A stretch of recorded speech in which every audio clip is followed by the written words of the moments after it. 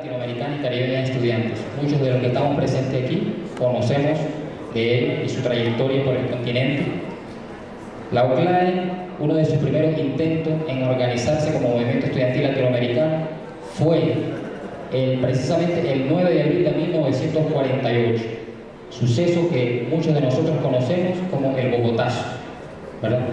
Que fue el primer intento por organizar el movimiento estudiantil latinoamericano, en proceso en el cual uno de los, en ese momento, estudiantes de la Universidad de La Habana, ¿verdad?, a la edad de 21 años, comandante en jefe Fidel Castro, se encontraba presente ahí, ¿verdad?, en ese intento de organizar el movimiento estudiantil latinoamericano.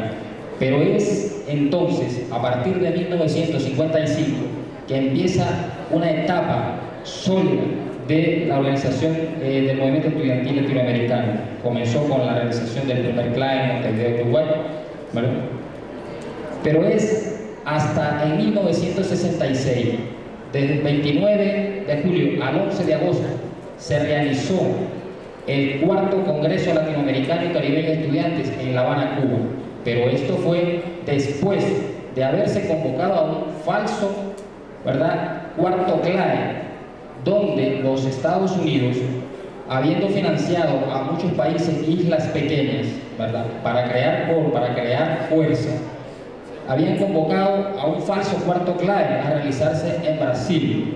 Pero después, por la denuncia de 23 países, ¿verdad?, de América Latina, fue que se desmontó ese falso cuarto CLAE, y fue entonces que se realizó en La Habana, Cuba, el 11 del 29 de julio al 11 de agosto de 1966. Es ahí donde, con la presencia de 23 países, ¿verdad?, y 35 organizaciones estudiantiles, se crea, por acuerdo de ese congreso, la Organización Continental Latinoamericana y Caribeña de Estudiantes, creada bajo los principios del antiimperialismo, la soberanía de los pueblos, la defensa de la libertad plena del hombre, de la unidad latinoamericana.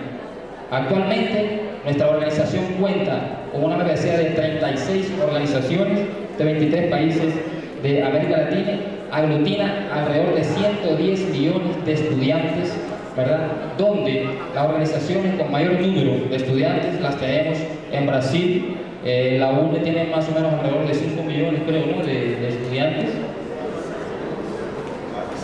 47. Y la UBES creo que tiene alrededor de 52, ¿no?, 55 millones de estudiantes, las organizaciones más numerosas dentro de la UCLAE. La organización, la UCLAE, actualmente cuenta con un estatus internacional ante los organismos internacionales, ¿verdad? Es miembro de la mesa directiva del Foro Social Mundial, es miembro también de la directiva de la Alianza Social Continental, es miembro también del Comité de la Federación Mundial de Juventudes Democráticas, miembro del Comité Directivo del Foro Latinoamericano de Juventud y de la red CEPA. Tiene estatus operacional en la UNESCO y estatus consultivo también en la ECOSOC.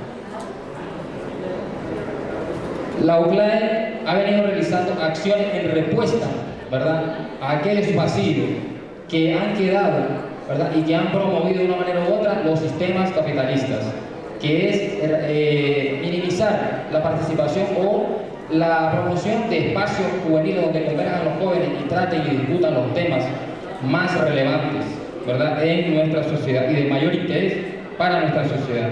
Ha venido promoviendo acciones, ¿verdad?, como la más reciente, pudiéramos mencionar, la Trienal de Cultura y Arte, ¿verdad? Esto es una actividad cultural que constituye la mayor expresión cultural de la organización a nivel del continente.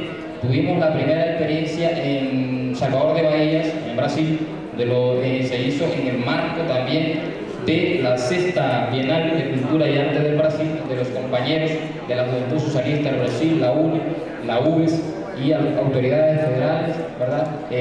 Incondicionalmente apoyaron todo lo que significó, pues, realizar este magnífico espacio constituido como la mayor expresión cultural de la UCLAE. Tuvimos también en ese mismo tiempo ¿verdad? La Trienal de Cultura fue del 20 al 25 de enero y del 27 al 1 de febrero se realizó en Belén para el Foro Social Mundial, donde la UCLAE realizó 3 espacios juveniles. Uno fue el Encuentro Internacional de Estudiantes, el otro fue un taller de políticas públicas de juventud y un seminario de la educación.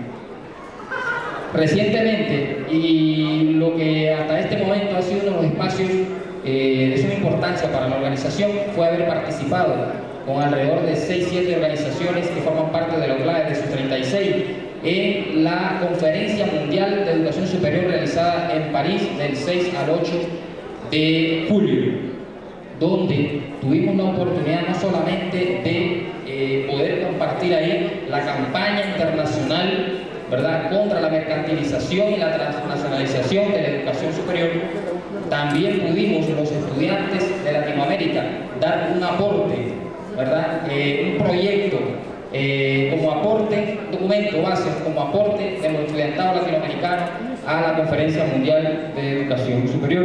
Entonces, tuvimos la oportunidad de revitalizar también los contactos con organizaciones homólogas, ¿verdad? Al igual que la UCLAE en Latinoamérica, tenemos la ESU en Europa, tenemos la ASA en Asia, la ASU en África, ¿verdad?, entre otras organizaciones homólogas continentales. Sí, creemos que la debilidad de la conferencia estuvo más que nada radicada en la poca presencia de los estudiantes, ¿verdad? Tuvimos apenas una delegación de 50 estudiantes a nivel mundial. Nosotros como Latinoamérica tuvimos apenas una cuota de 10, ¿verdad?